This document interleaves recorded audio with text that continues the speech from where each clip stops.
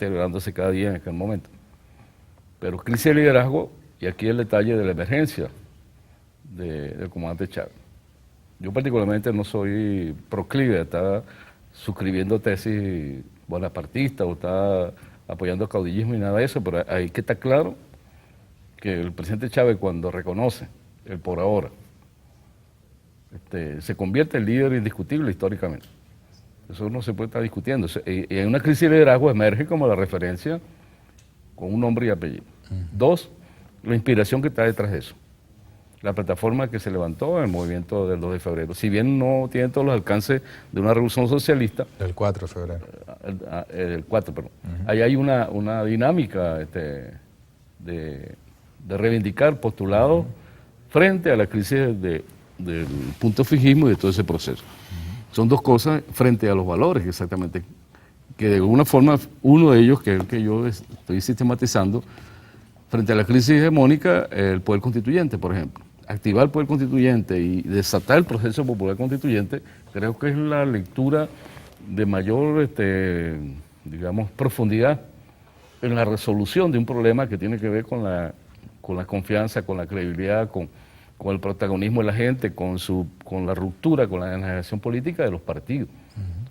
Quizás que lo hemos visto en el transcurso de estos años, porque esta revolución en ese sentido tiene como solidez, porque se montó sobre la solución de un problema de fondo que tiene que ver con la activación del poder constituyente, con la soberanía política del ciudadano, que estaba siendo conculcado, usurpado, secuestrado por la partidocracia, por el punto fijismo.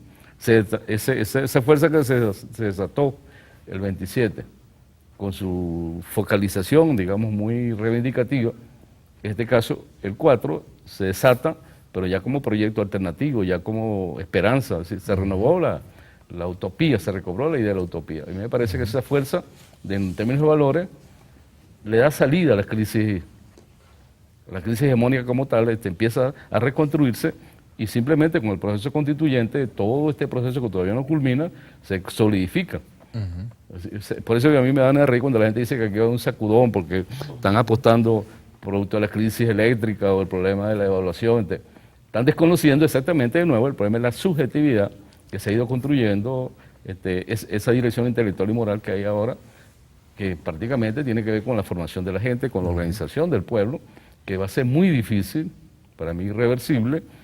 Este es un proceso irreversible y nosotros desde educación, desde la cultura, de todos lados, estamos trabajando para que eso efectivamente sea reversible, aunque el proceso constituyente todavía continúa. Claro. Y estamos en un proceso en desarrollo. Fernando, el pueblo que salió en febrero del 89 se encontró de manera espontánea dando una señal. Esa señal la recoge un grupo de pueblo con uniforme.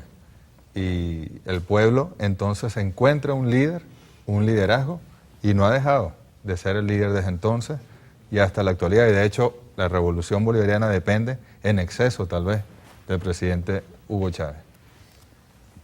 Sí, o sea, hubo un aplastamiento militar de la insurrección, sin duda, pues. Pero no una derrota ideológica en la conciencia colectiva de nuestro pueblo. Nosotros siempre tenemos que verlo como pueblo combatiente por la independencia y por la libertad, en un largo proceso histórico de marchas y contramarchas. Ahí hubo una contramarcha, la gente se retiró a sus cuarteles naturales a seguir peleando, los de Plan de Manzano a Plan de Manzano. Yo en el caso del 23 de enero, la cañada por ahí, pues, y seguí perseverando en ese proceso. Los acontecimientos del 4 de febrero le dan un cambio sustancial, porque en el caso particular mío, pues, cuando yo observo al comandante Chávez allí, responsabilizándose por la insurrección, yo te digo, yo de los jefes que había tenido antes, nunca se habían responsabilizado. Jamás. Ni siquiera en momentos. Mira, ningún jefe político, chicos, ahí me fusilaron un hermano y lo desaparecieron. Nunca fueron al 23 de enero los gestores de la insurrección del 60, por lo menos informarle a mi mamá, chicos.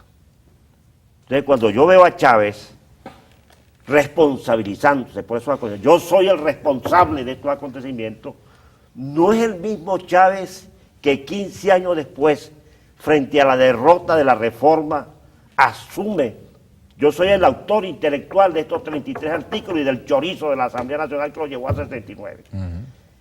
Ese acontecimiento para mí es importante. Yo respeto a Chávez no porque Chávez no, yo no me gusta jalarle a nadie, pues. Pero me parece eso importante. Y segundo, a partir de allí se inicia un proceso de democratización del liderazgo y de consulta, pues. 21 años después nos estamos planteando construir una organización de iguales, como diría Zamora, de vis a vis, de deberes y derechos. Si este mestizo de Sabaneta ayuda con el liderazgo que tiene y el poder sin duda político, institucional y de masa que tiene, ayuda en ese proceso, podrá dejar huellas significativas en la historia venezolana. Creo que vivimos tiempos realmente maravillosos, pero todos estos acontecimientos hay que revisarlos sistemáticamente, porque uno va buscando los pequeños detalles. Fíjese, esta cosita que ha tirado por aquí mi camarada y amigo Carlos Lang, que nos reencontramos una vez en el bachiller en 1964, que lo andaban buscando vivo en muerte, y creo que salvó el pellejo en esa oportunidad por eso. Entonces hay que analizar sistemáticamente el presente y la historia. No se puede construir el futuro sin la historia. Sin la historia. Yo estoy insistiendo mucho esto en el Congreso Político Ideológico del PSUV, porque para que ese Congreso sea de verdad admirable, tenemos que dar un salto cualitativo, de verdad, para ponernos al frente de las exigencias de este tiempo maravilloso en que vive el pueblo venezolano, quizás como nunca. Antes de ir a la pausa, Carlos, efectivamente tú ves claro una linealidad, unos elementos de causa y efecto entre el 27, el 4, el 27 de noviembre, después, bueno, ya la salida del presidente, del comandante Chávez en aquel momento de la cárcel, la victoria del 98 y las sucesivas victorias. ¿Hay una linealidad clara allí? Claro, no hay linealidad en términos de proceso histórico, pero sí hay una relación de influencia o recíproca en una cosa con la otra. Y yo digo, lo veo por la idea de la subjetividad que el presidente Chávez, el comandante Chávez, ha podido interpretar, y creo que es un acierto de su propia visión, y que lo hemos acompañado, por supuesto, es una de las identidades que yo tengo con el proceso, aún viniendo de esa etapa previa, por supuesto, que reivindico también, que es cuando te decía, el haber visto en la activación del poder constituyente una salida, que no es coyuntural, es histórica, porque nosotros tenemos que construir legitimidades todos los días. Vamos que con eso.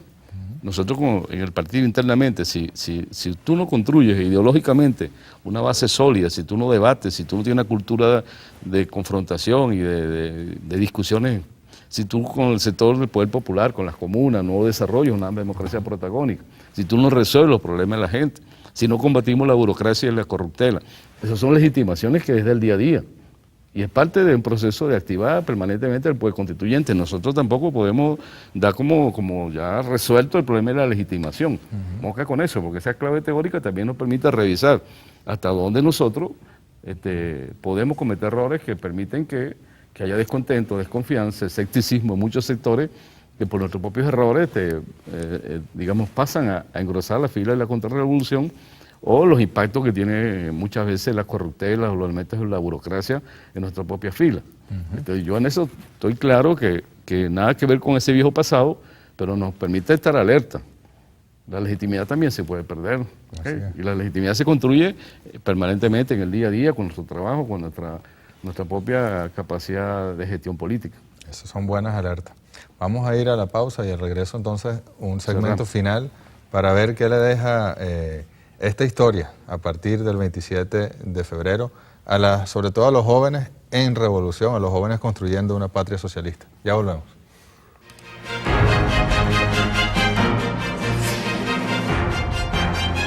Para ese momento, yo era el comandante del Grupo de Operaciones Especiales de la Policía Metropolitana.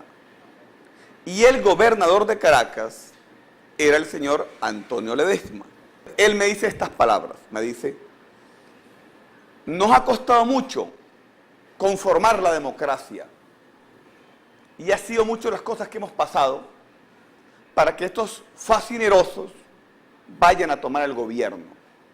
usted sabe lo que hay que hacer, ¿verdad? Entonces yo le digo, diga usted, gobernador. Me dice, bueno, esta democracia hay que mantenerla a sangre y fuego. ¿Usted recuerda la línea de Betancur? Entonces yo le dije, en verdad que no sé. ¿No la sabe? Bueno, eso es dispare primero y averigüe después.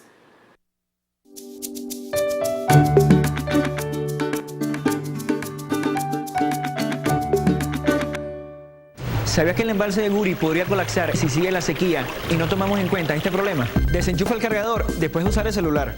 Apaga el monitor de tu computadora cuando no lo uses, ya que el mismo consume el 80% de energía del equipo. Apaga.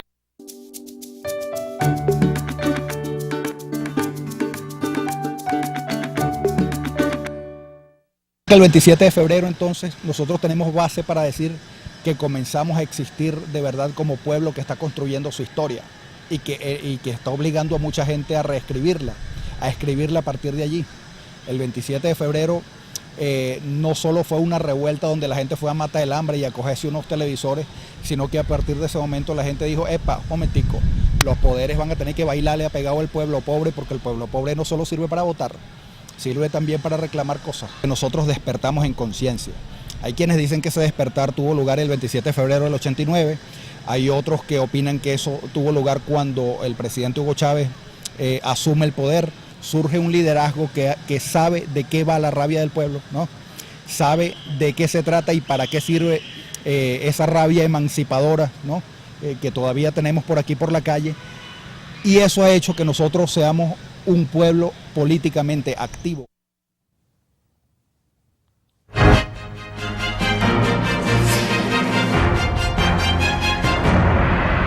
La claridad y la franqueza de José Roberto Duque siempre importante. Ahora fíjense, la derecha y el imperio ha jugado a que en estos años de revolución se produzca un descontento popular semejante. Recordemos el paro. En Navidades nos dejaron sin hallacas, sin comida, sin combustible, y después en el 2007 se fueron por la vía del desabastecimiento también, tratando de que el pueblo saliera a las calles, y no ha pasado, ni además no hay ningún síntoma que así lo indique. ¿Por qué, Carlos? Fíjense, porque ahí volvemos al tópico de la subjetividad. Digo yo que para muchos de estos expertos, analistas políticos que se basan en las ciencias tradicionales, le puede parecer que esta es una cosa esotérica, acudir a la subjetividad. Pero no hay otra vía, digamos, para quienes estamos comprometidos con las transformaciones. Y eso involucra el valor que tiene lo ideológico, lo cultural. Yo hago un enlace con eso también. Nosotros tenemos unas tareas ideológicas y culturales, y tú has estado particularmente vinculado a la escuela de cuadro, a toda la parte educativa. Esta revolución se consolida en la medida en que los militantes, que el pueblo, que las comunidades asuman conscientemente el compromiso de empujar hacia la transformación socialista, que es una cualificación de ese programa del 4 de febrero y de la propia acción de la rebelión del 27, que no tenía esos contenidos, por supuesto, explícitamente. ¿Cómo hacemos nosotros en este periodo, no solo para conjurar la posibilidad de que el imperio parcialmente puede provocar incidentes, por supuesto, va a seguir manipulando el desabastecimiento? Está planteado la manipulación propagandística que hace que tengamos tantos disociados en la calle, o puede haber una agresión militar, etcétera. Esos peligros están ahí. Pero aquí hay por eso yo hablaba de lo irreversible, porque si nos ponemos a examinar con cuidado el soporte político y social, no solo en términos de aritmética electoral, sino el aspecto más orgánico de la gente que vive en un barrio, una comunidad que está sintiendo lo